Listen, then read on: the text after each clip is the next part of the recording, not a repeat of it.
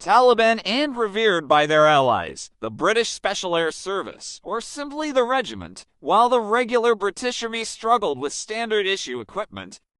The SAS operated under Task Force Black, wielding a budget that allowed them to handpick the finest weaponry from around the globe. From their signature Canadian carbines to world record-breaking sniper rifles, this is the complete armory of the SAS. Let's start with the signature carbineal 119A1C8SFW, the regiment's rifle.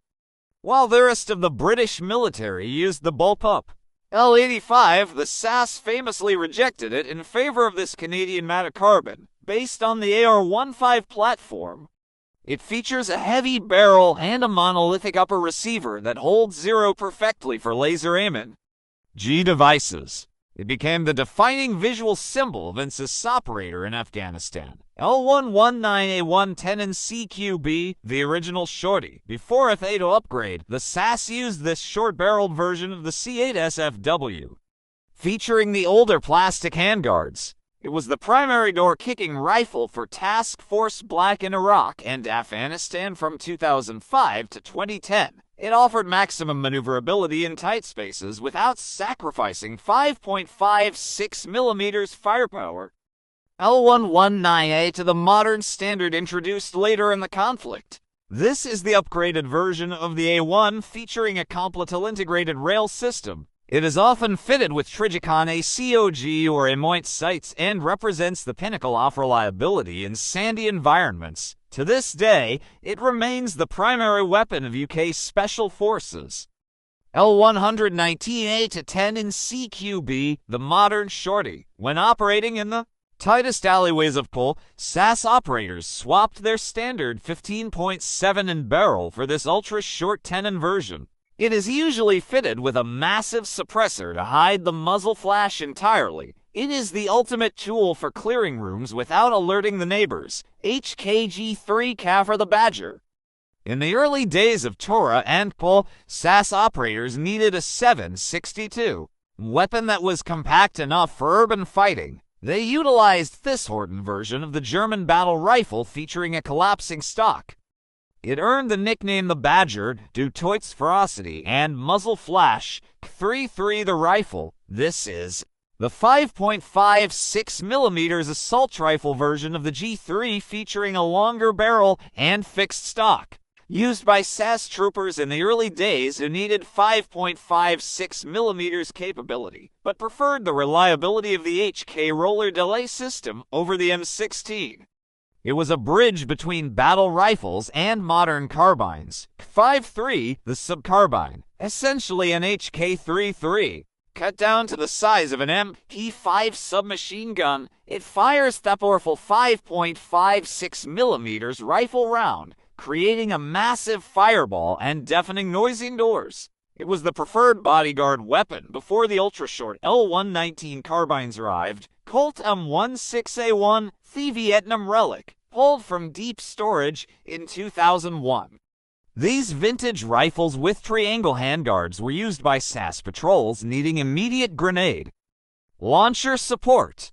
They were lighter than modern rifles and offered a simple, rugged reliability in the mountains. It represents the bridge between the old era and the modern Task Force Black era. Colt M16A2.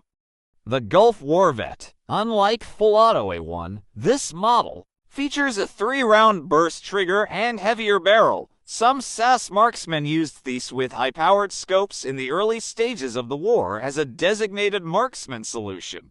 It provided accurate fire before the arrival of specialized tools. M4A1 SOP mod, the American Lone. When working directly within Task Force Black alongside Delta Force and SEALs, SAS operators sometimes utilize a Derrick and M4A1S to share magazines seamlessly.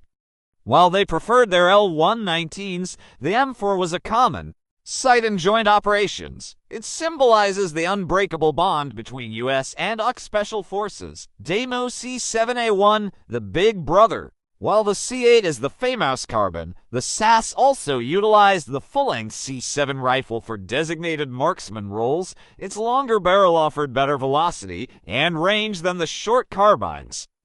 It was a favorite for mountain engagements before modern MERS arrived. HKG-36K, the German option. Before the L119 became completely standard, some SAS squadrons experimented with this futuristic German rifle featuring a built-in optic handle. It was lighter and cooler running than the L85, but was eventually discarded due to polymer melting issues in extreme heat. It remains a rare footnote in their history. Altitude SA80 carbine. Thepilow's gun. While the SAS hated the standard L85 rifle, their pilots and vehicle crews were often issued this ultra-short bullpup version for self-defense. It fits easily inside the cockpit of a Chinook helicopter. It fires standard 5.56mm ammo from a package the size of a large pistol. L858 SA80, the camouflage. The SAS hated this rifle, but they used it for one specific reason: disguise. When operating alongside regular British infantry, SAS troopers would sometimes carry the L85 to blend in and hide their elite status from enemy spotters. It was a prop used to maintain operational security. Next is the snipers and long-range L115A3AWM, the record breaker. This 338 Lapua Magnum rifle is legendary for a reason. It was used by a British sniper to set the world record for the longest confirmed kill at 2,475 meters. It hits harder than a standard sniper rifle, but is lighter than a 050 cal. It is widely considered the best sniper system of the entire war. L96A1AW, the Green Mini, the predecessor to the L115, this 7.62mm sniper rifle features the iconic green chassis and thumbhole stock. While it lacked the extreme range of the Magnum rounds, it was the workhorse for urban sniper overwatch in cities like Kabul. It remains one of the most durable rifles ever built. L118A1AW upgrade. The Cold War sniper, the specific upgraded version of the L96 used in the very early mountains. It features a quick detachable scope mount and iron sights for emergency use. It represents the transition from the Cold War era to modern warfare. L129A1, the sharpshooter. As the war progressed, the SAS needed a semi-automatic 7.6 to 60mm rifle to engage multiple moving targets.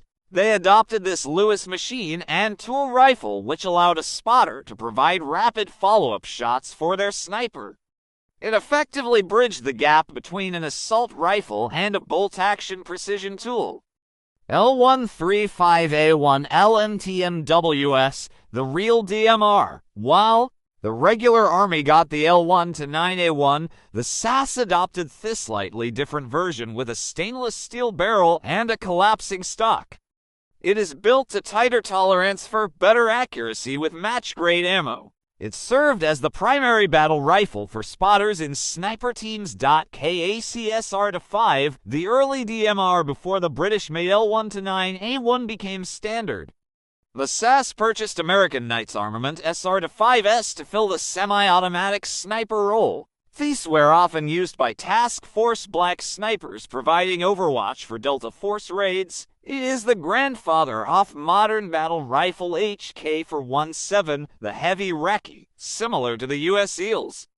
The SAS adopted the 7.62mm